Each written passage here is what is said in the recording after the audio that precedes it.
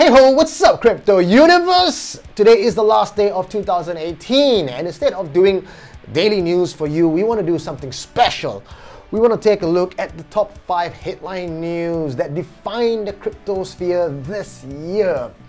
And unless you've been living under a rock, well, maybe if you have been living under a rock, all the more you should take a look at this video because it's going to give you a snapshot on the movers and shakers of 2018.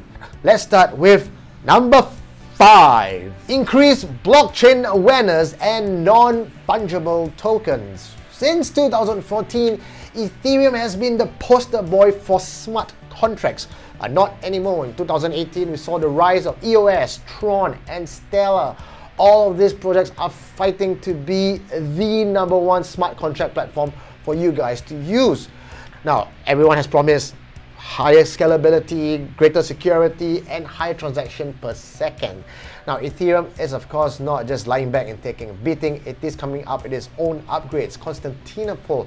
Now, the question really is, can Ethereum retain its #1 spot? In the first half of this year, we have seen a lot of wallet applications coming out, integrated wallets to allow dApps to integrate on one interface for users. We have also seen a huge spike of decentralized exchanges trying to make their mark. However, it is still the year for centralized exchanges, and decentralized exchanges, I guess, is still maybe a couple of years behind.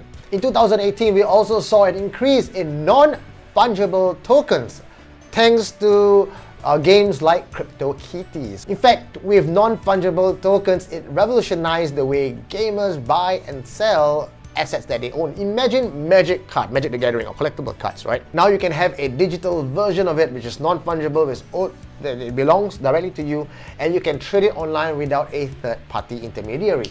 So this is a pretty cool thing for gamers, and we are seeing an increase in NFTs adoption. Number 4. ICO lose luster, STOs gain interest, and regulatory awareness increases. So we know that in 2018, ICO fell from grace, and if you are a project founder trying to raise funds through ICO, it has been an extremely tough year. Most people are not even interested to hear the word ICO anymore.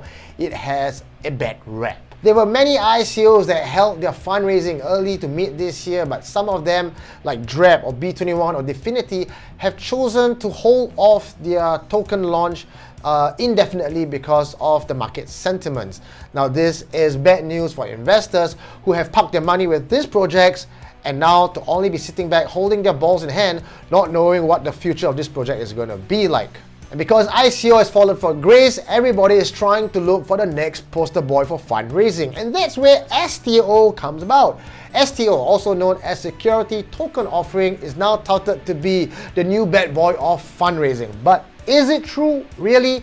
In fact, STO is no big difference from what we have now in the market, where only accredited investors and certain institutional investors get to play and get to raise funds.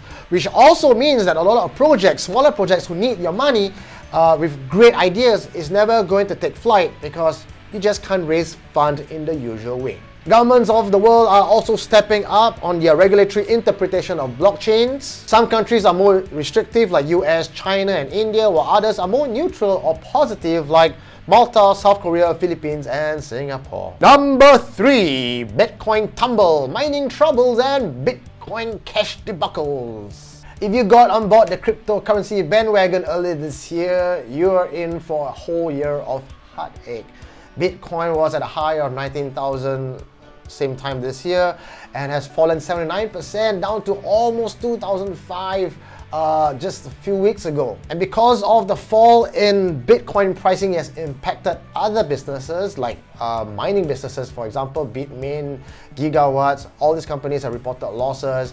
In fact, small-time GPU mining companies or resellers are also losing money because, let's face it, it's cheaper to buy Ethereum off the market than to actually mine for Ethereum. The fall in Bitcoin prices have also affected other altcoins, with some top 10 coins having reported losing up to 90% of their all-time high value. The fall in Ethereum pricing has impacted companies who raise money on Ethereum to pay bills. And with Ethereum coming down from 1,004 to below $200, they can no longer pay or run operations on the company that they raised money for. And what happens to most of them?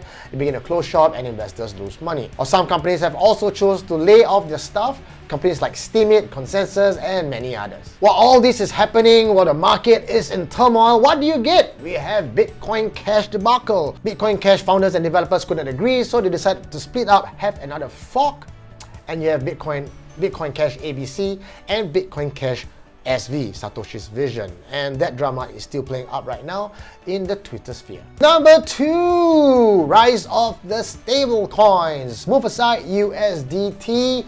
You have taken dominance in the market for far too long and no one really knows how much USD you have in your vault because it's not really audited.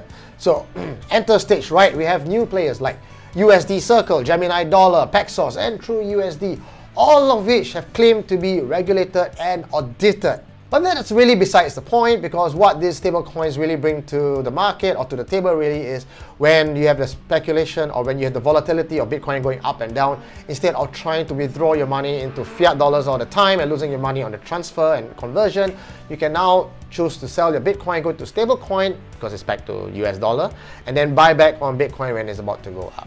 But do we really need that many stablecoin options? Well, only the future will tell. I'm not sure whether USDT will still remain dominant, but we have seen it taking a beating from the other newcomers, but still remain strong.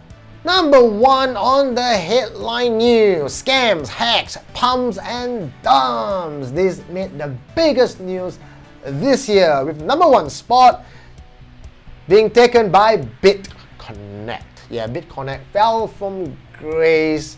We tried to tell that to everybody. In fact, everybody was trying to tell that to everybody else. But however, greed still rules the day. A lot of people got burned because they fell for the Ponzi scheme. The team, the BitConnect team, crypto influencers and promoters who supported this Ponzi scheme are now facing class action lawsuit to the tune of $750,000, and last I heard, that number is still increasing. But it's not just BitConnect that people lost money to. We also have hacks on wallets, token exchanges, and so on. $59 million lost from Japan's Zaif exchange. USD $400 million from Coincheck to Verge token hacks. 2 hacks in 2 months, ladies and gentlemen, costing USD $1.4 million. And besides just the hacking and the scamming, we also have pump and dump schemes. We've been talking about that over and over and over again. Pump and dump schemes are happening on a daily basis, usually fishing newcomers to buy in on the hype that they can join into these big groups and to make money on riding the waves. Usually you guys are holding up the bags and people have been making millions of dollars. Pump and dump groups have been making massive amount of profits on gullible and ignorant new crypto players. Market have gotten so bad that some criminals have resorted to crypto jacking using hoaxes. They hijack your computer, threaten to bomb your office if you do not give them to their ransom demands. And because of all these hacking news, scamming news, and other bad players incidences, SEC, primarily the US SEC, had taken a very tough stance on crypto.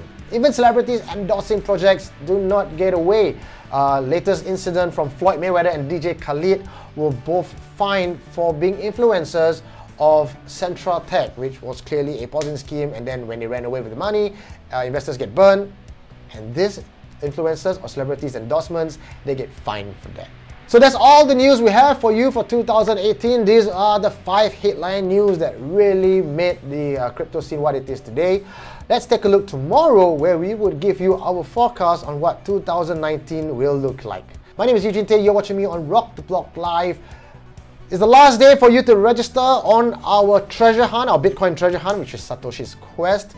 Satoshi mined his first Genesis block of 50 Bitcoin on the 3rd of January. So we have last 3 days left to give you the clue for you guys to solve and unlock the private key to the 1 Bitcoin we have stored for you guys. So winner takes all. I'll see you guys next year in 2019. My name is Eugene Tay, signing out.